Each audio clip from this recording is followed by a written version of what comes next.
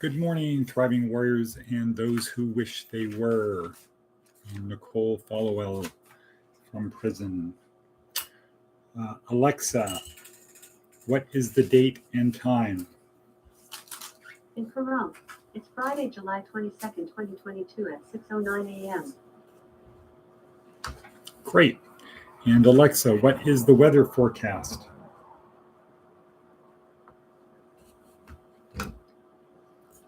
Alexa, what is the weather forecast?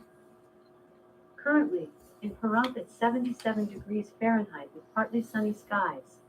Today, you can expect intermittent clouds with a high of 110 degrees and a low of 77 degrees. By the way, there's an excessive heat warning for that area until Friday, July 22nd, 8 p.m.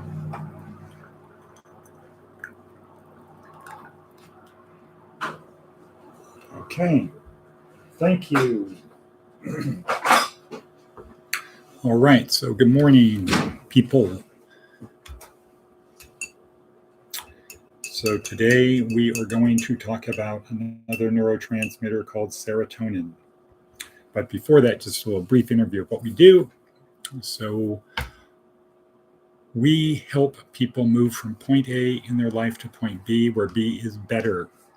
And we do that by through a neuroscience-oriented approach. In other words, if you know how your brain works, if you know how to control your brain, then you have the ability to dial in who you need to be right now. So that's what we do. And this little video, this morning video, is a quick 10 plus minute breadcrumb of simple, digestible, energy packed information that you can contemplate, you can understand, contemplate, and integrate.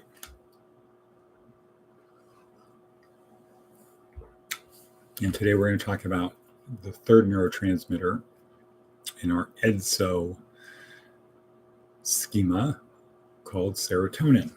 So what are neurotransmitters? Neurotransmitters are chemicals that are released in our brain when we do certain things or when we think about doing certain things. So if you're an alcoholic and you see, smell, think about, taste, touch alcohol, you will get a surge of dopamine, getting you to want to drink alcohol.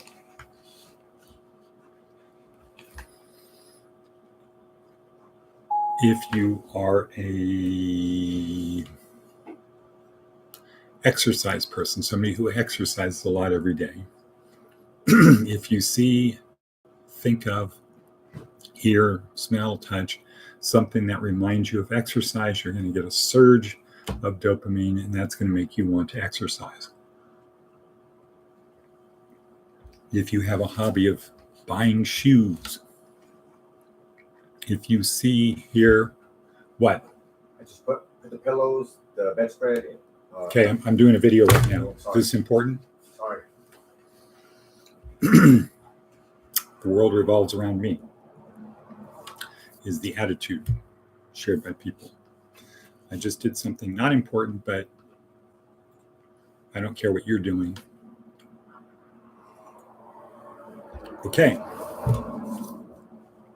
That's how dopamine works. To-do lists, you put down your to-do list, you mark things off, you get a little shot of yes. Slot machines, a little shot of yes. So that's what dopamine does. Endorphins mask physical pain. It gets us to want to do things that are labor, physically intensive. How can you tell somebody who is an endorphins-oriented person? Everybody has their go-to thing. How can you tell somebody who's endorphins-oriented? They're generally in good physical shape. They like working out. It makes them feel good. How can you tell somebody who's a dopamine person? Well, there's a lot of ways, a lot of different flavors. So if they're short for their weight, that means they like to eat. It makes them feel good, overcome stress. If they are workaholics, if they're, have a lot of gadgets, whatever. And we want to be attuned to this. But today we're going to talk about serotonin. We're 5 minutes and 20 seconds in.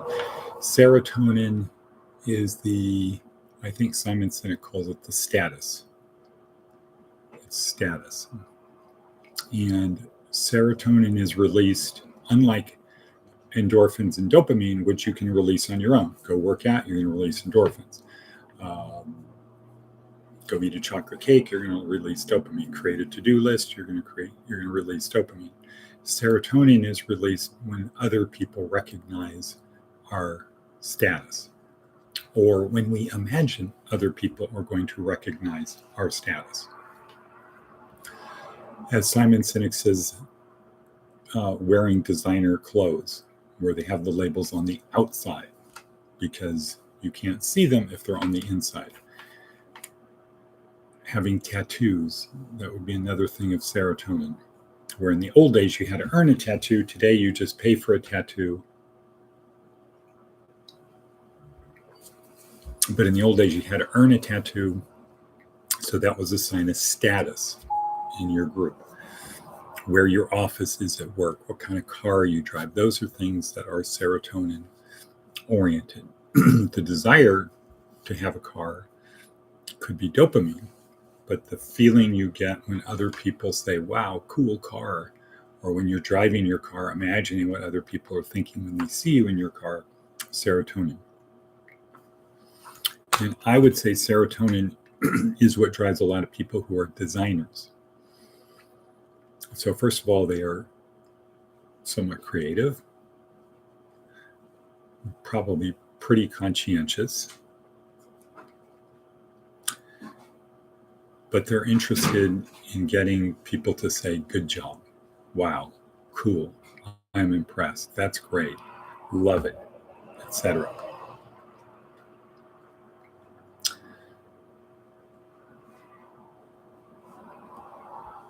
I think if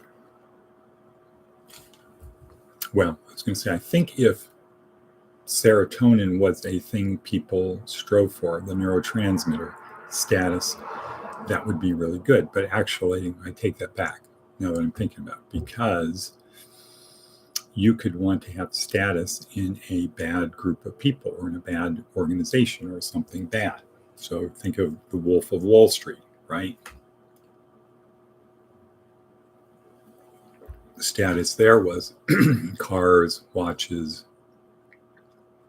clothing, partying. So undirected serotonin release could be very destructive. So let's take that out. But let's say it's serotonin directed at a life of meaning and purpose, like Mother Teresa. I would say that would be good, right? So serotonin is about status. It's about doing things that other people find good. They're going to say, good job.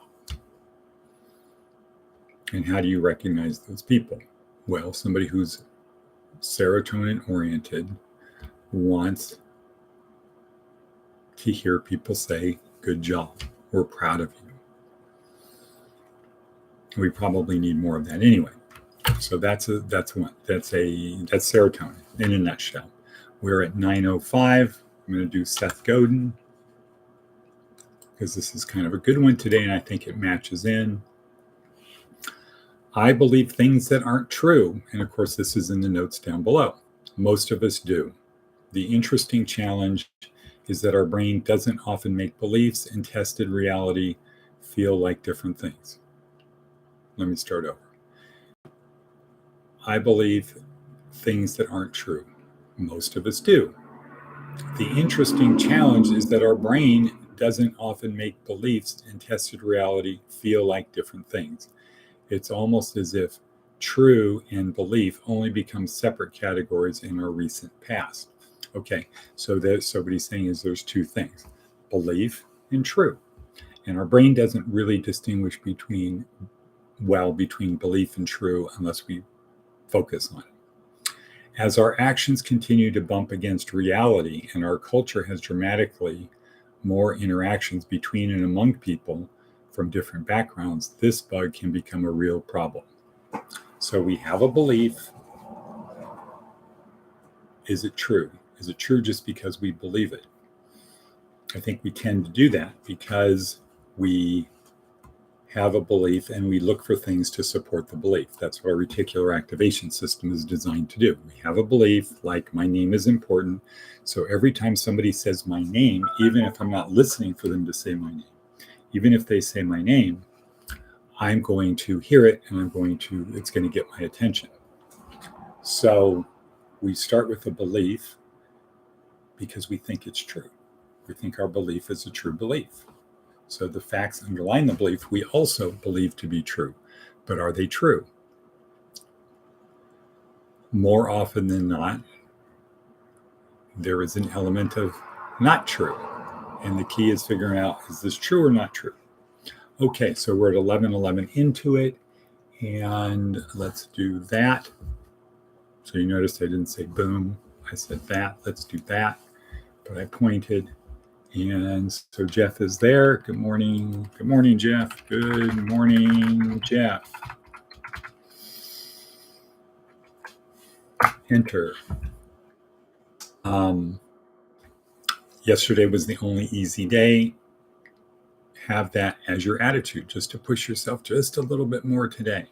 So what I noticed yesterday, I observed, it's a belief. Don't know whether it's true. I think it's true, but I don't know whether it's true. So I leave the door open that it's not true. Is that non-successful people who are not happy with their life, people at a stage 2 tribe level,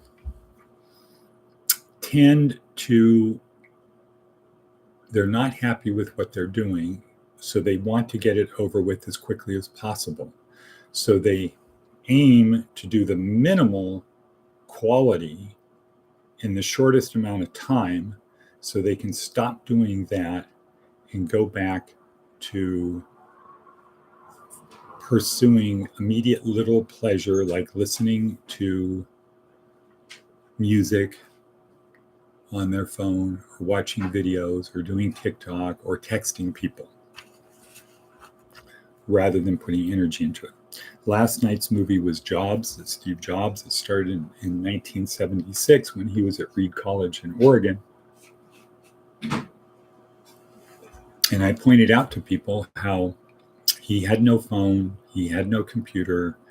The days were spent free from gadgets.